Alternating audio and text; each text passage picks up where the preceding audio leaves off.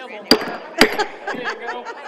right, this is the Council Committee meeting, November 17th, 2015. First item on the agenda is our Economic Development and Finance Committee. Mr. Blankenship, Ms. Pitts.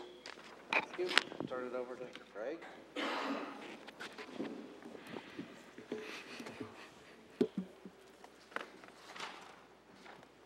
Good evening, and thanks for the warm introduction. Turn it over to John Chamberlain.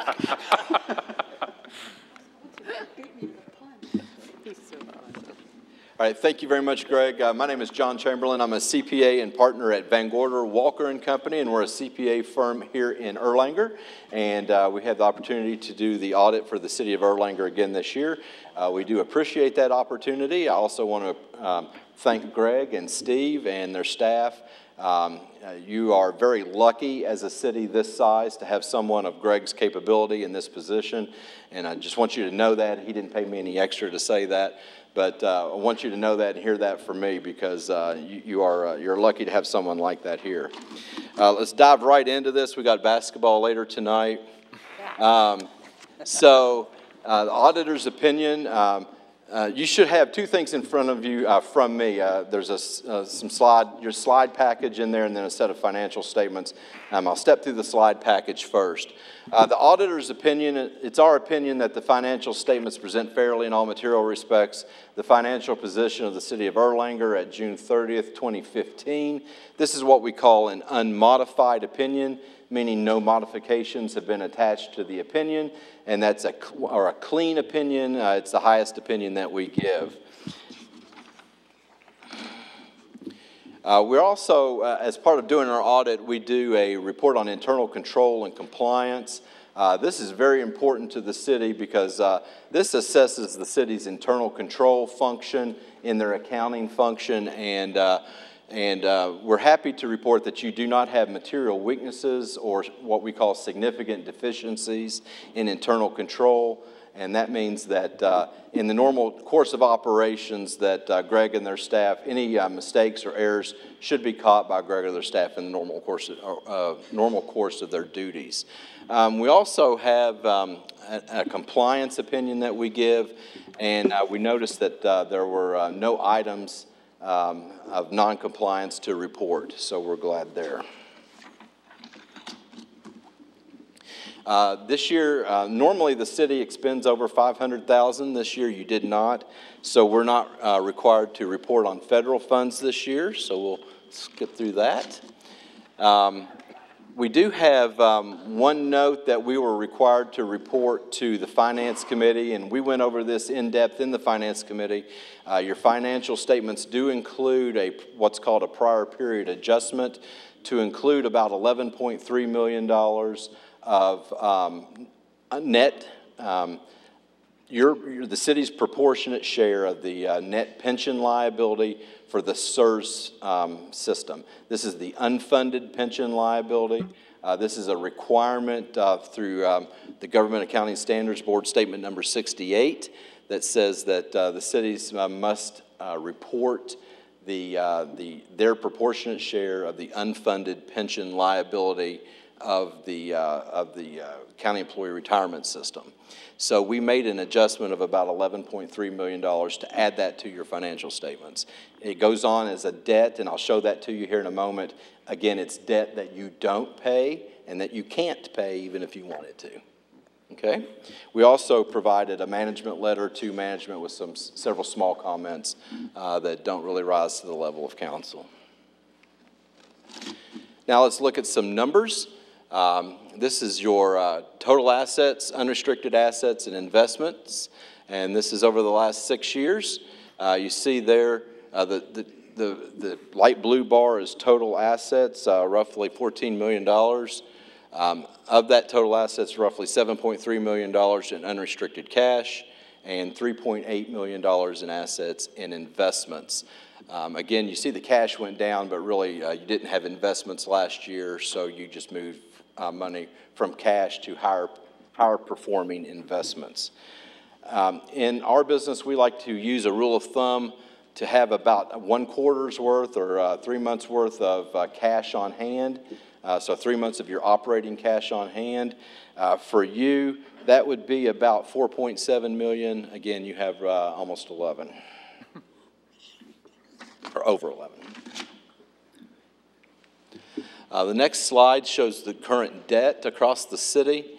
You see the yellow were the current fund liabilities at June 30th. Those are your accounts payables, things like that. Debt due in the current year is that small orange block. Your long-term debt is the red. You can see that red's, you're stepping down, paying that every year. Those are your bonds that are due. And then the pink, put it in pink on purpose because you're not really required to pay it. That's the net pension liability that we put on your books. Obviously, you can't pay it, and it just goes on your books as a liability.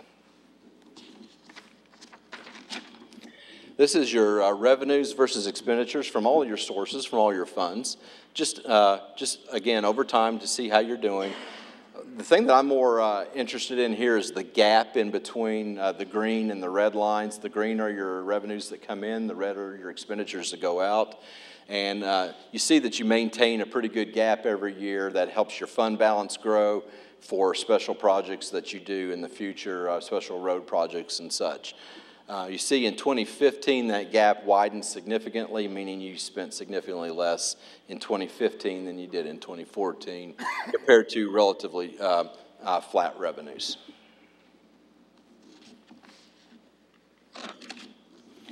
This is how you spend your money, roughly $16.7 million in expenditures for the city. By far the largest revenue is the police department at $5.7 million, followed by fire and EMS at $3.7 million. Capital outlay at 2.2, public works at 1.7 million.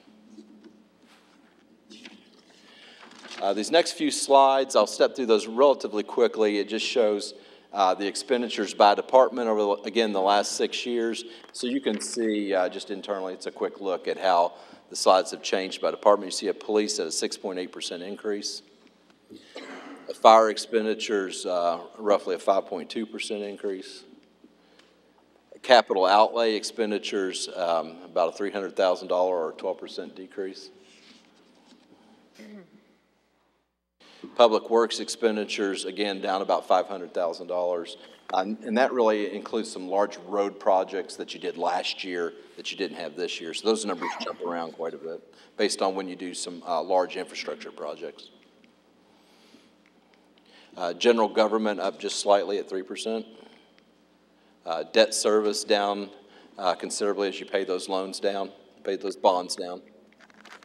And then IT expenditures down just slightly. My contact information, I always encourage you to keep my contact information. Again, I work for you as the council, not necessarily management. So if you ever have questions, concerns, questions on the financials, things like that, I do encourage you to contact me. Email's the best way to get a hold of me. Thanks, Sherry. The financial statements are in front of you. Since there's a Kentucky basketball game tonight, I won't read them word for word like Greg wanted me to. But all 70 pages.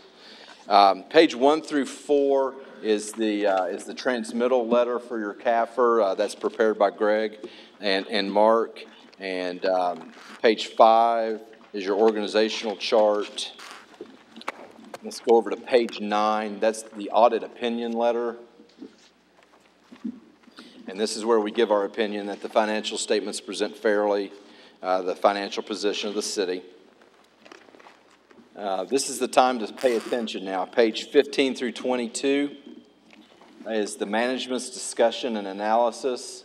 And I encourage council members that really, if you don't do anything else, read page 15 through 22. Greg puts a lot of work into making sure that this has very vital information in it.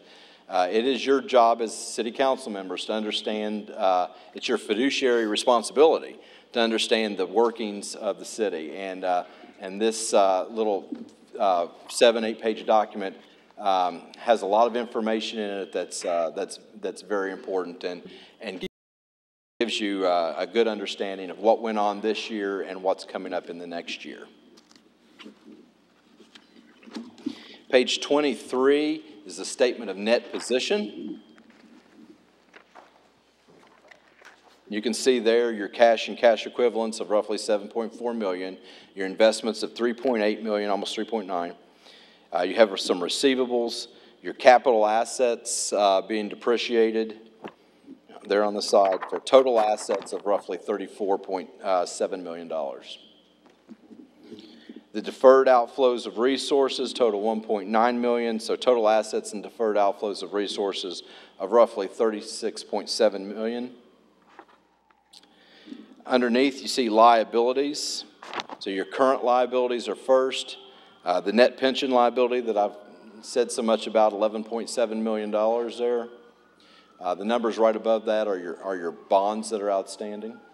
Total liabilities of $16 million. So deferred inflows of resources of roughly $1.1 million. That's all related to the pension. So your total liabilities and deferred inflows of roughly $17.6 million. You take your assets minus your liabilities, that's your net position, roughly $19 million right at the bottom of the page. If you go to page 25, that's the balance sheet.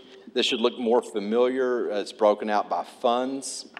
And you see there your general fund, your capital asset fund, your police expenditure fund, and then a total column.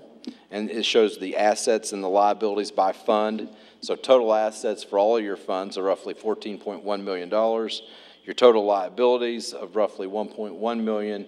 So your fund balance across all funds, $12.9 million. Page 26 is a statement of revenues, expenditures, and changes in fund balance. And this is the revenue and income statement or the income and expense statement for how you run your city. And it's by fund.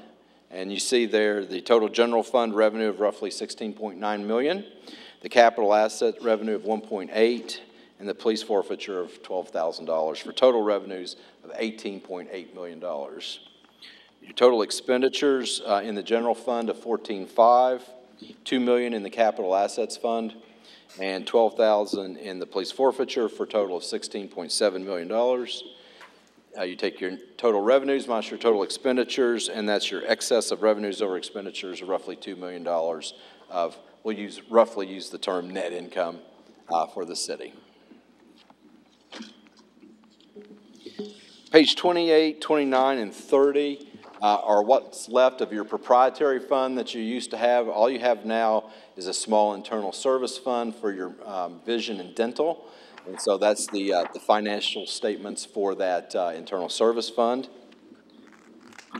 Page 31 through 46 are the notes to the financial statements. Lots of information in here. There's information on your capital assets, information on the bonds, how much is due in the next couple of years on the bonds, and then several pages of disclosures on that pension liability if you're interested.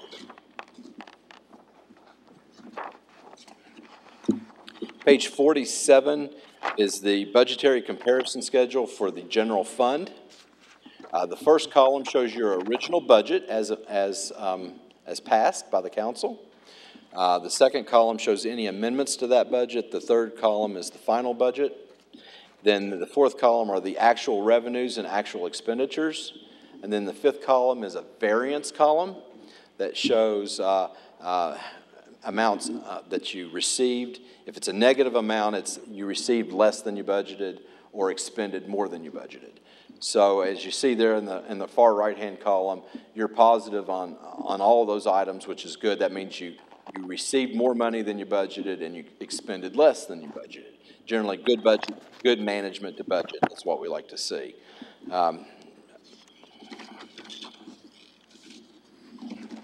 Page 49 and 50 are budgetary comparison schedules for your capital asset funds and your police forfeiture fund. Again, those are minor funds, but again, those are the same way, a good budget management for those funds. Page 51 through 70 are statistical tables for the city. Lots of good information here. Most of it is a 10-year comparison. And page 71 through 73 is the required report on internal control and compliance. Again, the city has no material weaknesses or significant deficiencies in internal control that we're required to report. And the city also has no issues of noncompliance with bonds, grants, KRS requirements, anything like that that we're required to report. Any questions?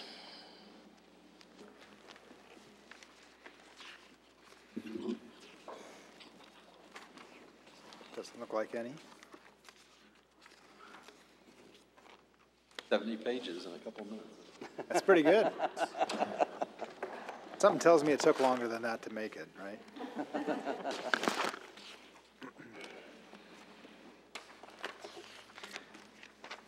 Yeah, we were talking earlier, some of the stuff in the back here gives us some incredible information. Looking at where we are and where we've been over the last 10 years, from like page 58 through, 67. Some good stuff there. Curl up in front of a nice warm fire and look at that for a while. No, it really is good. Depending on how the game goes. All right. Hopefully that's the best. Okay, so are we ready to move on? Any other questions or discussion on that? Great job. Thank you Yeah. very much. Thank you. Fantastic. Okay, the next item on the agenda is the insurance premium license fee discussion. Mr. Blankenship, All Mrs. right. Pitts, are you guys leading this? No, I don't know. I was Meyer's idea to discuss this. If he has something he wants to add to it, or I'm sorry? I say this was your proposal about lowering that premium tax and so forth. Yeah, Or this license fee you're talking about. I know, Mark, thanks for sending out the documents that you had put together. This is one of the items that I was looking at, that when I do a comparison, and I know you can't just look at the one item in isolation. But when I look at, we were talking about the budget gaps that have been there year over year. I know we did reduce the real estate premium tax, or the real estate tax on real property this year as well as the tangible property tax. But when you look at them in total, we're number 7 out of 17 in real estate property tax. We're top 5 in tangible tax. We're top 5.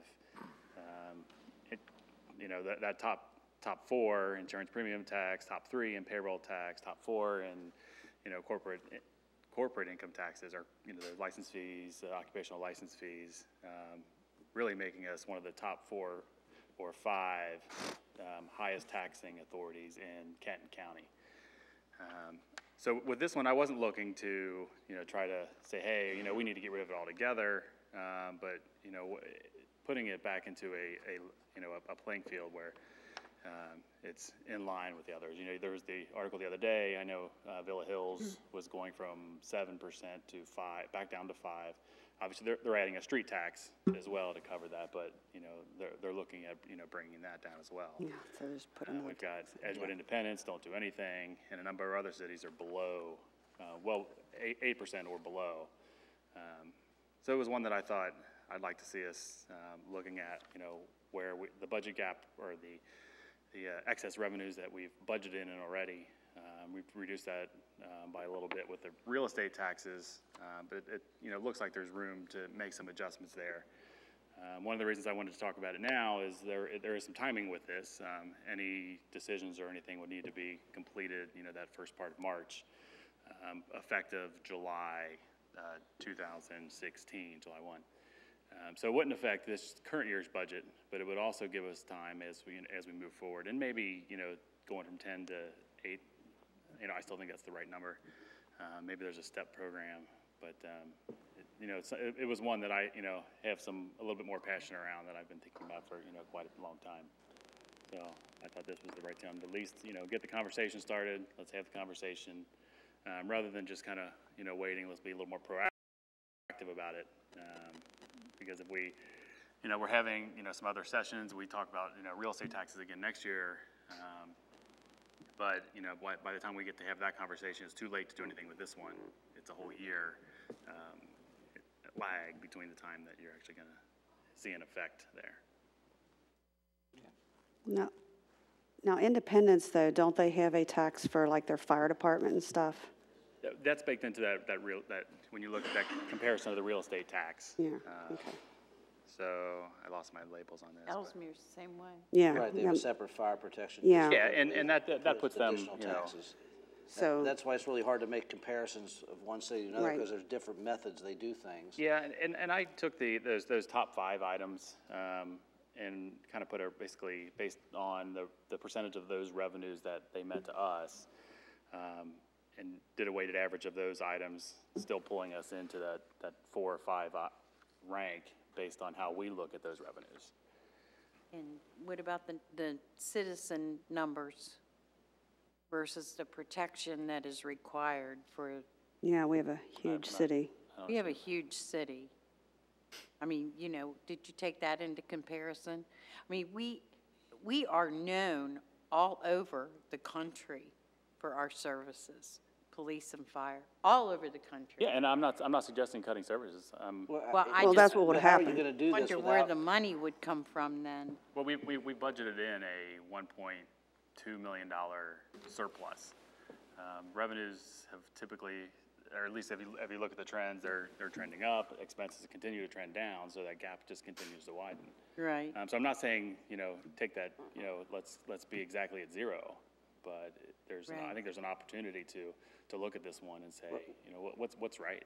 Well, You know, cutting this I'm by- certainly willing to look at it, but we've got so many things on the table. We need a new firehouse. We need a community center. We need so much road work done. You know, I mean, yeah, we've been very, very frugal, very frugal. That's why we have so much money set aside.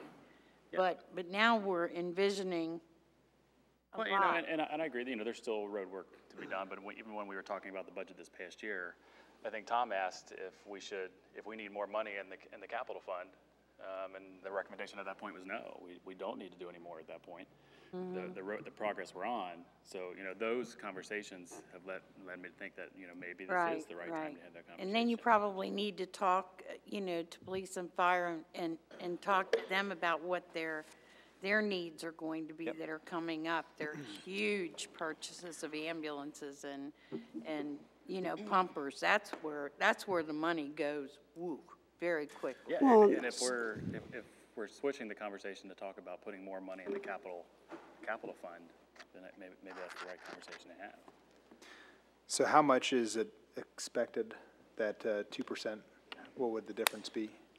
I think, based on, I think Mark had a number in the memo that he sent out, it's about $600,000. $30,000 a year? 630. 630. Yeah, so it'd be about $2 million over our 3-year plan, which would be very devastating to the budget. You can't just eliminate that kind of expense without some way of making it up. And if we're gonna look at reducing the tax, I think it would be better to look more at a better reduction on our real estate tax. I think that would have a broader impact to people than this insurance tax would myself. So to me, I understand where you're comparing the numbers, and I get that, but to me, it seems like this is not the way to go, because I think we have to have some way to account for how we're going to get rid of, you know, $630,000 in expenditures over a year, and, you know, $2 million in our 3-year plan, and I just don't know that that's a workable idea. And, you know, we are at a surplus right now, which is great, but we need sidewalks still. There's communities have been waiting on sidewalks, and there's just all kinds of stuff that it'd be nice to start doing some things that we've been putting off for years. Entrance to the city, for Yeah. instance, Exactly. you know. And, you know, and the other thing, you can't really compare us to other cities because we're the 3rd largest, I believe, and we have 75 by Showcase, which is traffic accident after traffic accident, which takes so much of our fire and police and everything. And I don't know, I think it's too much. We're still talking about doing something to the railroad bridge as well, which I don't know what that's going to end up costing us, but it's not going to be cheap. So we kind of need to think about those things before we make a drastic cut. Vicki, I think, wanted to- Yeah, well, we also have to remember Toyota is going to be moving out too, so we're going to lose revenue there. But my question was to Mark, when I read your report, cities that charge 7%, the county collects the other percent, so it equals 8%. So like if a city collects I don't actually 0. believe that's, I didn't think that was accurate. Because I know That is accurate, If you read because the Kent County ordinances, it explains. I called the state. I also talked to Larry Klein in Covington. I also talked to Joe Shriver in Kenton County. That information is correct. And I talked to the state that collects that money. I was just looking at the county ordinances specifically exclude the incorporated areas within. It is. The enumerated list. It is that way. Greg and I looked at that back in April when we first did the first. It was April, not May. I've you were heard right. that quite a bit, but No, but I'm telling you, I've not seen any. I'll give you the number that I called the insurance in the state, and they can tell you that that's the truth.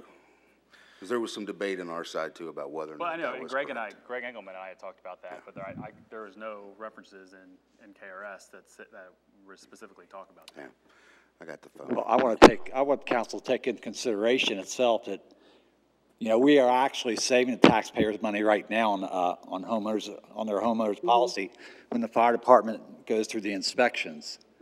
And I believe, and the fire department ain't here to tell us how much that is, but isn't there a savings when they pass an inspection? Well, there's an ISO rating, and there is some debate as to what that number is also. We do know that, in fact, businesses do have a reduced rate because of that ISO rating.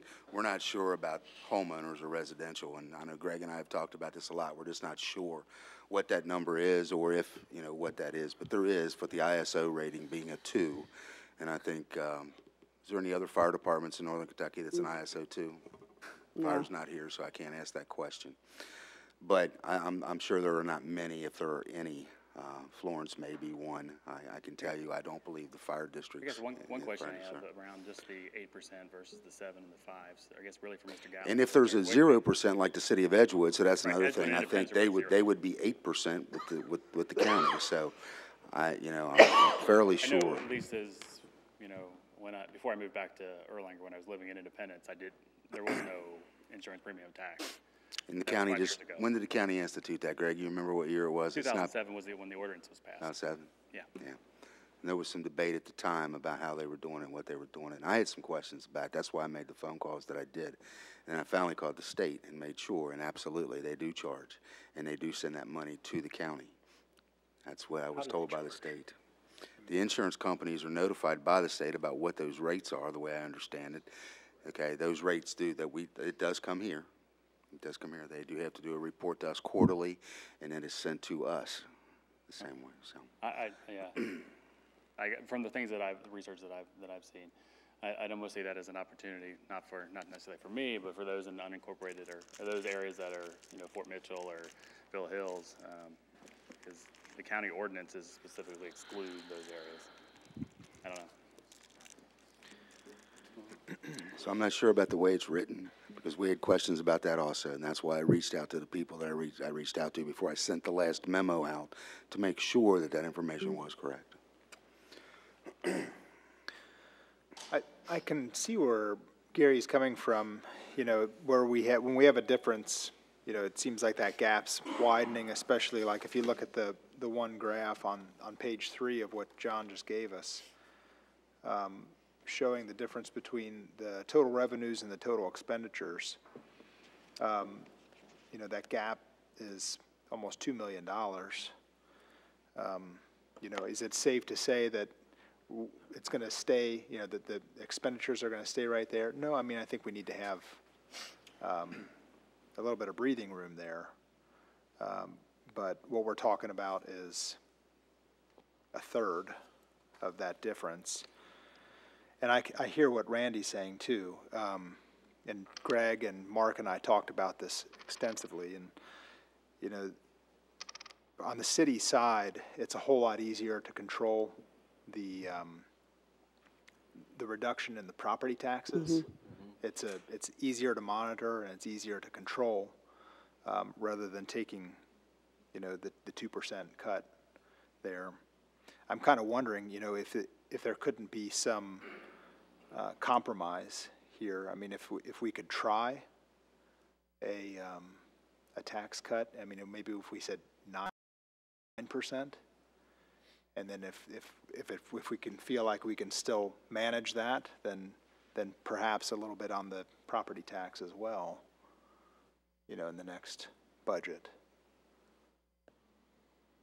Colin? I was thinking maybe it would give us, I mean, we have food for thought right now, but maybe it would be better discussed at our financial planning meeting in February. I think that's when we usually have it, when we get all the final numbers on everything, when we're actually planning next year's budget. Just a suggestion, because I'm a little bit cautious when I'm handling other people's money, you know, the citizens. It scares me because I remember a time on council, and Patty probably does too, when that gap was really narrow because the economy went poof like that, and you just never know. I mean, especially with the way the world is right now.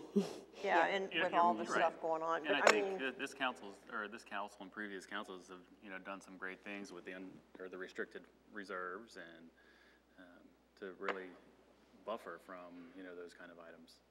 I mean, I don't want to see us just go out and waste money, you know, either, you know, like, look at all the extra money we got, let's do this and this. I don't want to do that either. No, I don't think there's any plan with that. But on the other hand, I'd like to step back and be a little more cautious, and like in February, when I see all the final numbers and we're actually getting ready to, you know, plan for the following year, say, okay, this is what it looks like, and would we in fact be able to take, I like the 1% better than the 2% too.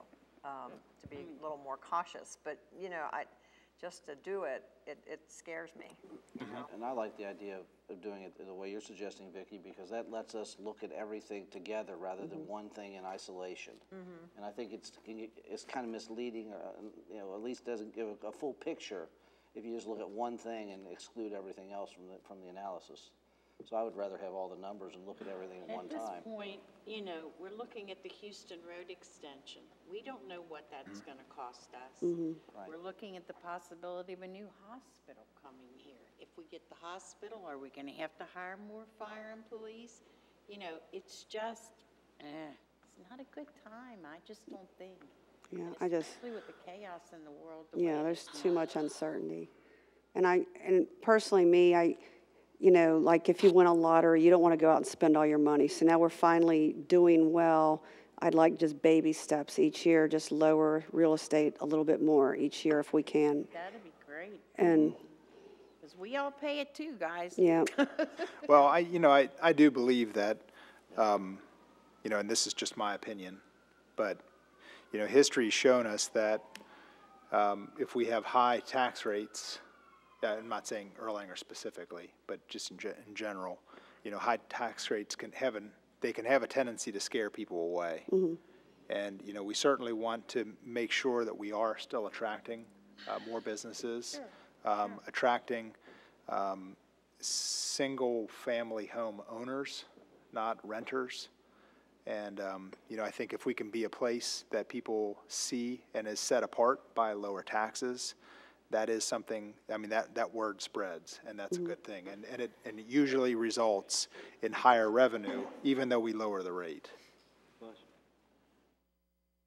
Can I say something? Yes.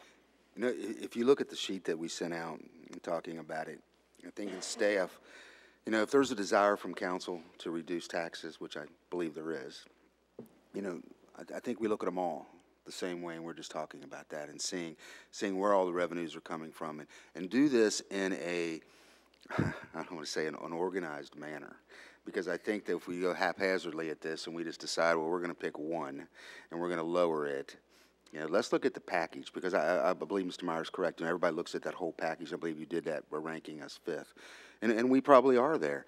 You know, we've had that conversation internally for a couple years now, looking at it and say, how much is enough? You know, that fund is getting larger and larger. Since 2010, we've had very good years. It has appeared, and our fund balance has grown each one of those years. And we have had those conversations internally. You know, when is enough? And there is a point where there obviously is, because a lot of us pay it too, and we look at it too that way. So I do think there is, you know, this conversation needs to be held. And we need to look at them all. And if we're going to do something, like Mr. Meyer said, you know, we need to make that decision rather sooner than later, because we do have some deadlines with the insurance premium tax if we're going to go after it this time. But I do think there was one that was real telling that Greg came up with. If we look at that same decrease in the property tax rate, and if you look at it, we can drop our property tax rate to 288 all the way down. So where does that put us, you know, on that list of 5 down? And then I think some other considerations of, you know, looking at where the burden comes from. You know, I know I see some people sitting in the audience tonight that I've had these conversations with, and property tax seems to be the main tax. And of course, we know that's our largest source of revenue, you know, followed closely by a couple of these others. But who does it have the most effect on? The ones that we close down. So does it have a better business effect? Does it have a better residential effect? We don't know the answers to those questions right now. When we get the insurance report, it's only on types of insurance. It's not whether or not it comes from a business or whether it comes from a resident. We don't know where those come from when the companies do it, and we can't request that information. They don't have it. The state doesn't require them to report that, so when the state doesn't require them to report it, the state doesn't allow us to request that. So there are all kind of things to look at in there to see what we can do with that whole package of rates.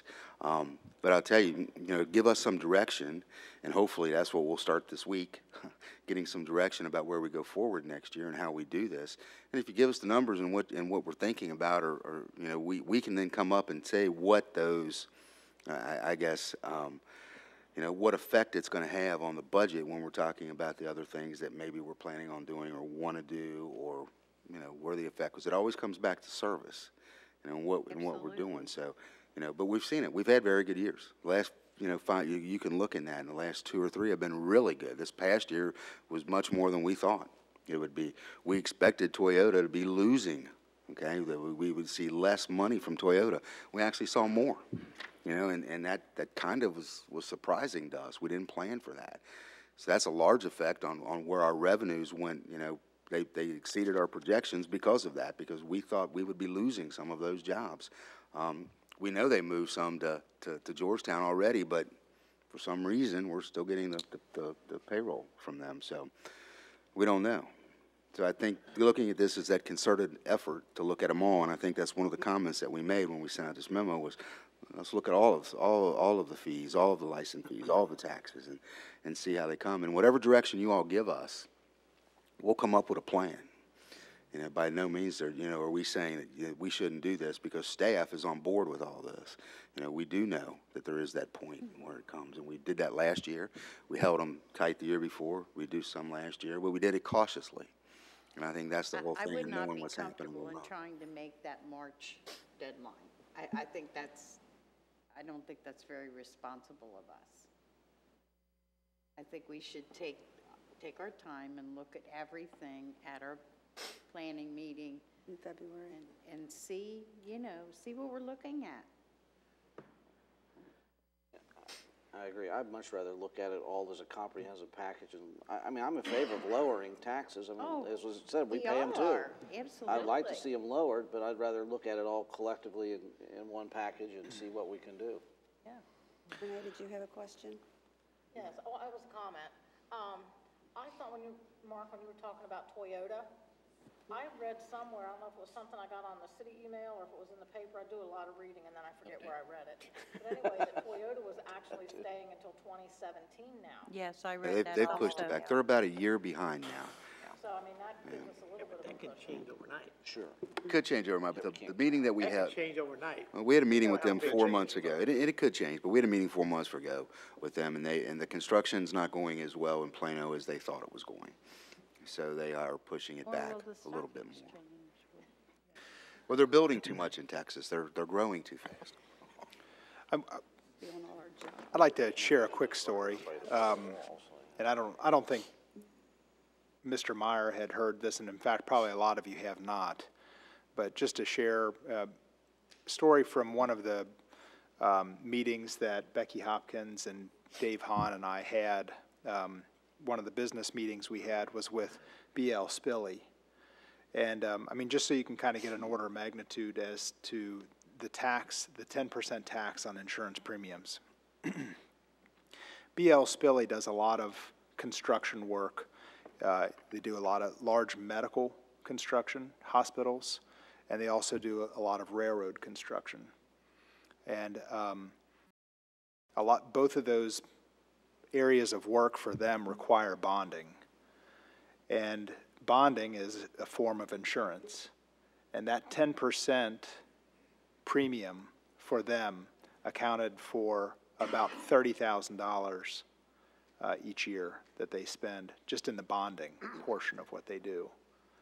So it's a, you know, it's a fee that they have to tack on to their work, and it's something that they need, you know, they need that to be low in order to be able to compete and get more work. And, you know, they shared that with Becky and Dave and I, and they were essentially begging us, you know, can you please do something about that? Now, I don't think, I didn't share that with Mr. Meyer, but I'm sharing that with you all right now, and I think it is something that we need to pay attention to. If it doesn't affect everybody like it affects BL Spilly, I realize that, but I would just ask that we try to consider something, you know, some kind of break there. And as far as timing goes, you know, if we wait till February, I mean, I guess there's not really a way we can push up our budgeting meeting. So we're waiting till February to discuss it. We're pushing that through then in March, and that wouldn't give time, you know, if we were to try to decide to try to cut this rate. I know, but Gary, if you just carry. we need to look at the whole thing. Oh, yeah, I agree. I just wonder if there's not a way we can look at it before February. It's almost December. Yeah, there is. We can do that internally. We can look at it and see what kind of effect. I mean, we pretty much know about what it's going to be. We can make some projections and give to you all. And whether at a 9% or an 8%. There's a limited number of things we leaving. can look at, right? I mean, we've got real property tax, payroll tax, which, you know, I'd imagine we're not changing. Occupational license tax, insurance premium tax. And the tangible property tax, that's $475,000 in the budget for the entire year. So, you know, you get rid of the whole thing, and you know, that's less than this. So there's really only a couple real movers or items that are going to move any needles. Okay. So if you guys give us some instructions about what you want to see and how you want to see that, we can have that, I would think, you know, by January at the latest, you know, we can do those things. But I think, again, you know, if you're looking at doing more than one, and we know we're going to have this conversation again, you know, we're going to lower the insurance premium tax now, and then all of a sudden we're going to have this conversation next August or September about lowering the property rate. We're going to have that same conversation 6 months from now or 10 months from now. So we need to do it all and think, okay, what are we going to do now that's going to affect the conversations that we're going to have in August when we get the PVAs thing and come back and set our property rate. So, you know, I'm just asking that we all just look at that as the whole and know that those conversations happen every year sitting in this room. So it'll happen again this year, you know, coming up for those. So if we do this, it'll have an effect on what we can do in August or September also. So, go ahead. I just think we really have to be cautious, because another thing that I thought of when Mark was talking about the PVA, I don't know, maybe I'm wrong, but I think the population in Erlanger is aging, and I know it is in my neighborhood.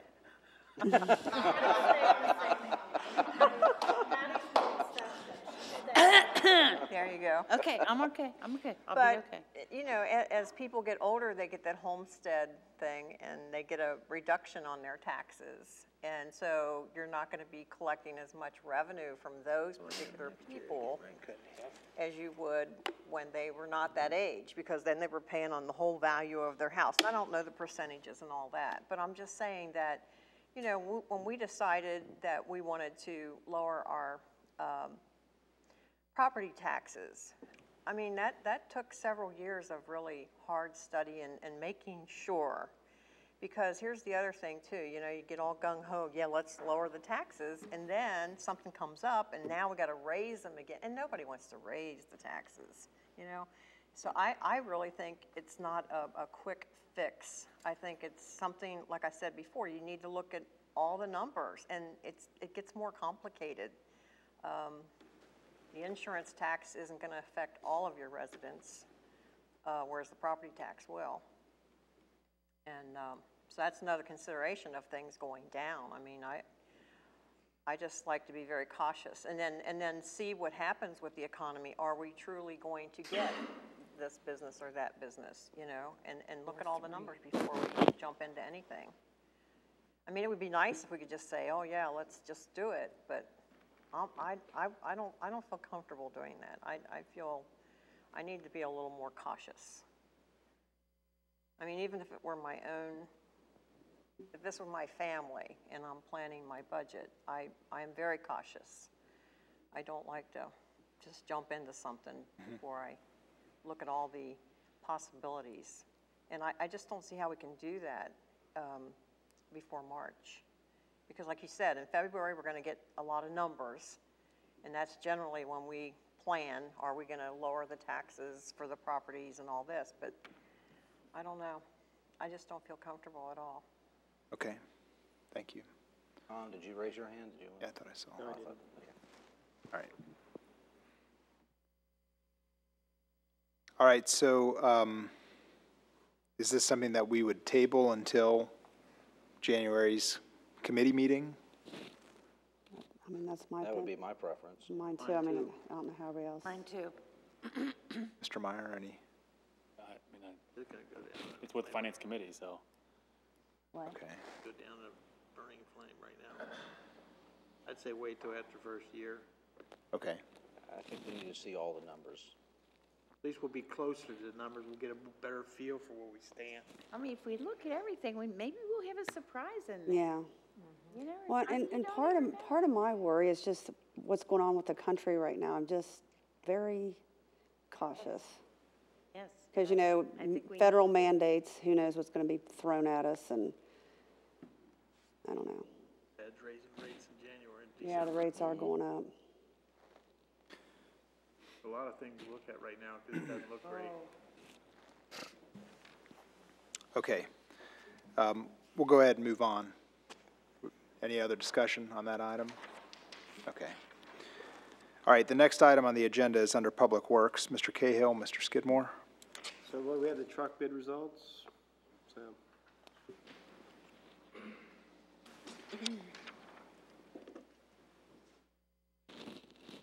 Good evening, everyone. I am the bearer of good news tonight. We had a 2000 GMC 7500 that was declared surplus that we sent out for sealed bids. We did a little research, seeing what things were selling for. We put a $10,000 minimum bid on this. Bids came in November the 9th. Owen County Fiscal Court was the only bidder, and I think they were scared and that they weren't going to get it. And the truck went for $23,599.99. Good job. So since this was declared surplus, we'd like to go ahead, give them a call tomorrow and say, come and get your new truck. All that thing. You should take it. We'll deliver it for that price. Yeah, and take I'd it through deliver the it for car that wash. price, yeah. Take it through the car wash. Rick too. needs to go on vacation more often. Clean that sucker up and take it down there. That's awesome. That's great. Well, Greg Smoot was here, and he knew he was the only one. He's like, I think I overbid this. Yeah. That's good news for us. That's awesome. Good job. Any questions? Great. Excellent. Thank Great. you. Absolutely not. Thank you. Thanks, Ed. Head over it though. The next item we've got is the SD1 interlocal agreement discussion. Is that, I think this is me. Did you guys? Please, let's go ahead Okay. and start, I guess. Well, I wanted to give a quick update. Please do. We've talked with, yeah, I'll try to make it quick. Yeah. The game We've- Yeah, now, Mayor, I know you're a UC guy, so you don't care, but most of us want to be out here in 10 minutes, right? Cats. Yes. Okay, so we've had meetings with 6 different cities now, actually 7, other than Erlanger. And it seems like, I just had a meeting today with Fort Mitchell. And so I don't have a firm answer from them, but 6 other cities are ready to join us. They agree in negotiating with SD1 is difficult. They know that there's strength in numbers.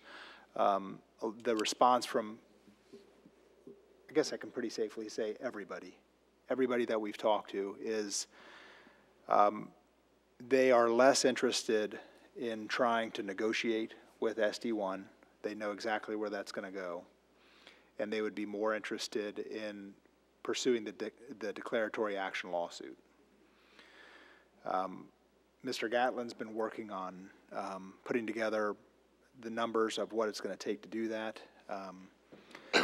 Up till now, and I'm just kind of share my own thought process, I was kind of thinking that we would be taking the bills from Mr. Gatlin and then trying to collect the money from other cities. Mr. Gatlin saying that no, actually what he would do is have an agreement with each city. Oh, okay. And have a cap with each city so that we don't have to get involved with that. Yeah. At this point, what we're saying is Erlanger's cap on that would be $3,000.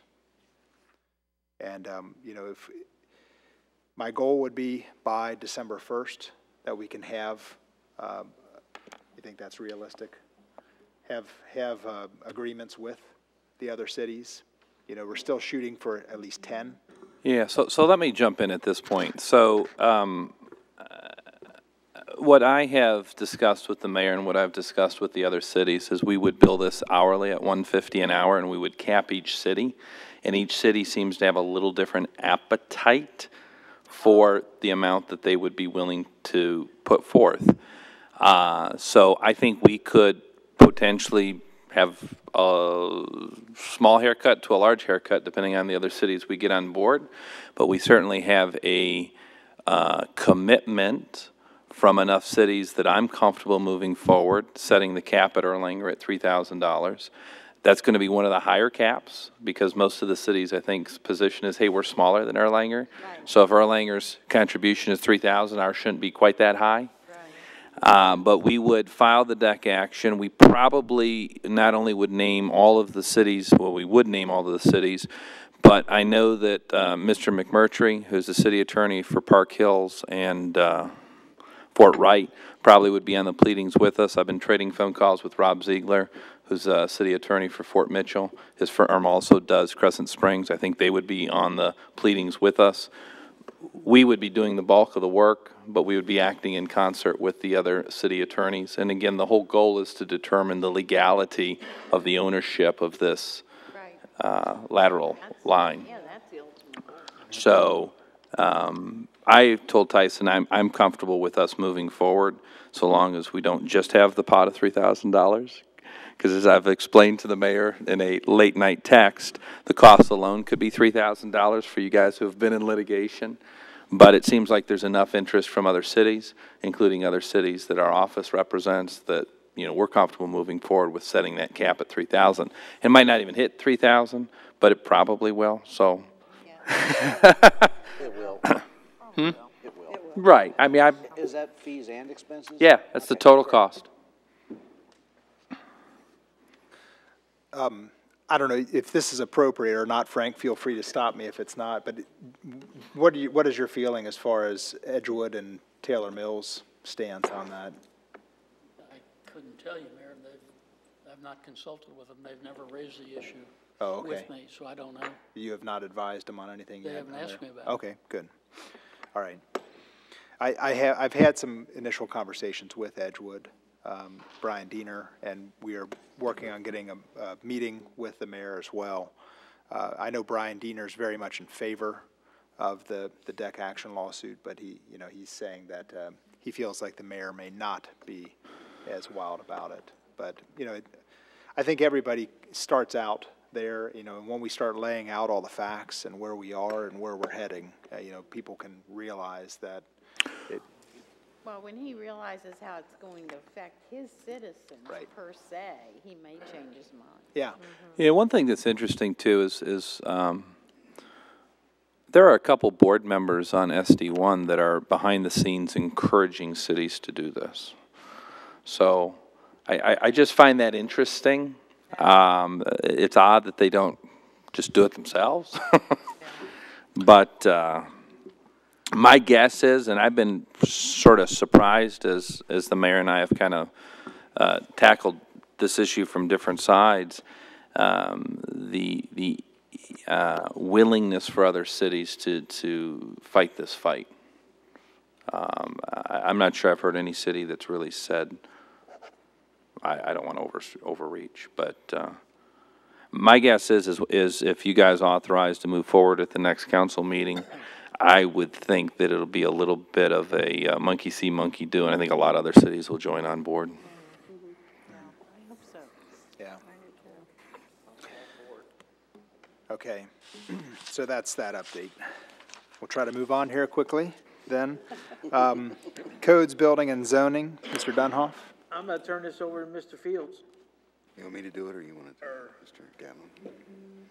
This is about the planning commission. You go for it, yeah. Okay. We made 2 requests at the planning commission. They really understand. It was up on Kenton Lands Road, and there was some part about the outside storage that needed to be put up there. Well, the first recommendation was a text amendment, and I believe they approved the text amendment.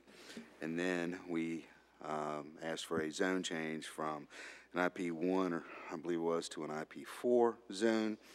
They rejected that. However, staff recommended to approve it. It goes along with the comprehensive plan that's been adopted by Kenton County. It goes along with all the zoning along Kenton Lands Road. Other properties adjacent to it are the IP4 already. We wanted to make the one area IP4. The reason, I don't know if they gave a reason why they did it, but there was testimony from some residents of Crestview Hills that night. They got to speak their piece. That back up to it to live on Summit Drive. If you all remember when we put airport towing up there several years ago, it was the same residents that talked about that. At that point in time, we established that buffer zone. We established the fencing and trying to, conceal that business as much as possible. On this one, we actually increased the distance from 40 to 50 feet coming back that they couldn't build up to and do some things like that. If you go up there in that area right now, outside storage is, a needed thing. Art's rental tool is up there right now. Part of this was changing Art's rental tool to allow that and be a part of that. So our recommendation as a staff, and I'm sure we've talked to Mr. Gallen about that, he can do the, ordinance that would adopt it, that would overturn theirs. We do not have to go by the planning commissions. We can overturn that, change the zone ourselves. Because, number one, we use their facts. Staff recommended the change. The commission went against staff. It's unheard of for them to do that. And they did that for some other reasons other than what the comprehensive plan says. So, our point is, this is in the well-being for the city of Erlanger. This goes along with the county adopted comprehensive plan for the area and for the county, and it is what that area is for. I will say this too, we will have residents here from Crestview Hills at that December meeting if we do decide to go ahead and let Mr. Gallen write this ordinance. We will have some that will speak against this. I will say this, Kenton Lands in that industrial area was there before Summit Drive, and those houses were there. We'll say that. So they knew what they were talking like a railroad. Well, we were here first, dang it. This is the power plant all over again. Yeah, well, it is. It is exactly the thing we dealt with Duke's power plant out there and everything else. But there were some other reasons, and we won that one. So and council can take the record as it is that has already been made.